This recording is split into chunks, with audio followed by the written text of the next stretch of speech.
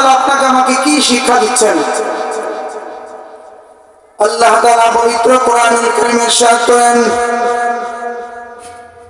বিসমিল্লাহির রহমানির রহিম।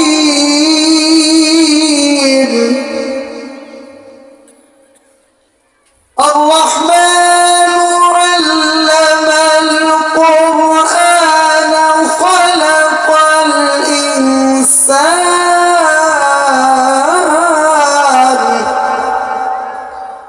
আল্লাহ তাআলা ইরশাদ করেন, আর রহমান সীমাহীন দয়াময়। আল্লাহ যখন রহমান আয়াত নাজিল করলেন, তখন কাফেররা বললেন, ওয়া রহমান, রহমান আবার কে? আল্লাহ বলেন, আল্লামাল কুরআন, রহমান তো তিনি, মানুষ সৃষ্টি করেছেন যিনি। সকলে বলেন আল্লাহু আকবার। সকলে বলেন নারায়ে তাকবীর। দ্বিতীয় অবতার আগমন, শুভেচ্ছা স্বাগতম। চিত্রা গোবিন্দ গ্রামের পক্ষ থেকে নারায়ে তাকবীর। রহমান তো তিনি, খলাকাল ইনসান, মানুষ সৃষ্টি করেছেন যিনি। আল্লাহর পরিচয় দেন, আল্লামাল কুরআন, রহমান তো তিনি, যিনি মানুষকে পবিত্র কোরআন শিক্ষা দিয়েছেন। বলেন সুবহানাল্লাহ। এখানে একটা প্রশ্ন হতে পারে, আল্লাহ বললেন খলাকাল ইনসান আগে, এরপর বললেন আল্লামাল কুরআন। আগে বললেন আল্লামাল কুরআন, এরপরে গিয়ে বললেন খলাকাল ইনসান। বলেন মানুষ সৃষ্টি আগে হয়েছে নাকি কোরআন আগে সৃষ্টি হয়েছে? বলেন। আমরা তো জানি আল্লাহ মানুষ আগে সৃষ্টি করেছে, আর মানুষের মুক্তির দূত হিসাবে, মানুষের মুক্তির বার্তা হিসাবে পবিত্র কোরআন নাজিল করেছেন। কি কথা ঠিক কিনা? কিন্তু আল্লাহ বললেন আল্লামাল কুরআন, রহমান তিনি, যিনি কোরআন নাজিল করেছেন। এরপরে বললেন খলাকাল ইনসান, মানুষ সৃষ্টি করেছেন। আল্লাহ তাআলা এইভাবে বলার কারণ কি?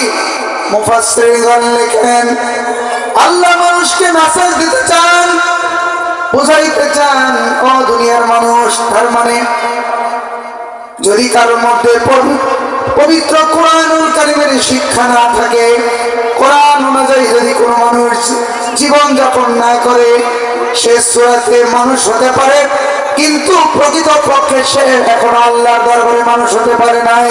কথা ঠিক কিনা?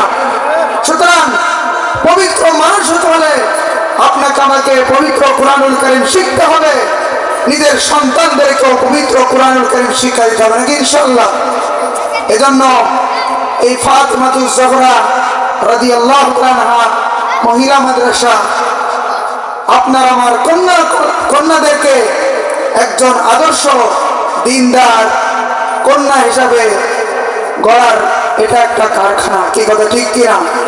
এখানে আমাদের সোনামণিদেরকে ভর্তি করব, আশেপাশে যে সমস্ত মাদ্রাসাগুলো আছে সেখানেও আমরা আমাদের সন্তানদেরকে, আমাদের ছেলেদেরকে, আমাদের মেয়েদেরকে দ্বীনি শিক্ষায় শিক্ষিত করবো, নাকি ইনশাআল্লাহ?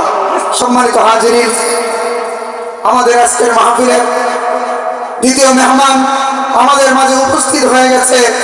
এজন্য আমি আর আমার আলোচনা দীর্ঘায়িত করলাম না। যেহেতু শীতের রাত, আপনাদের কষ্ট হোক আমরা চাই না। এখনই আমি আমাদের মাহফিলের আজকের সম্মানিত মেহমান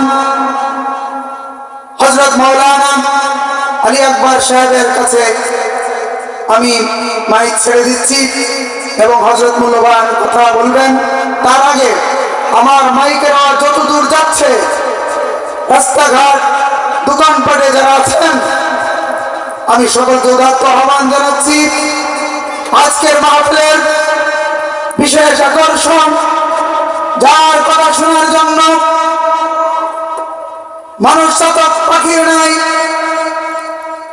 বসে থাকে, যিনি সারা বাংলায় কোরআনের তাফসীর বয়ান পেশ করে থাকেন, তিনি আজকে আমাদের মাঝে এসেছেন। আমি সকলকে উদাত্ত আহ্বান জানাচ্ছি, আপনারা সকলে হুজুরের কাছে মাইক ছাড়ার সাথে সাথে আমি দেখতে চাই আপনারা মুসলমান হিসাবে এই প্যান্ডেলকে সাফল্যমণ্ডিত করবেন, ভরপুর করবেন বলে আমি আশা রাখি। আল্লাহ তাআলা আমাদের সকলকে সেই তৌফিক দান করে সকলেন আমিন। ওয়া আখির দাওয়ানা আলহামদুলিল্লাহি রাব্বিল আলামিন।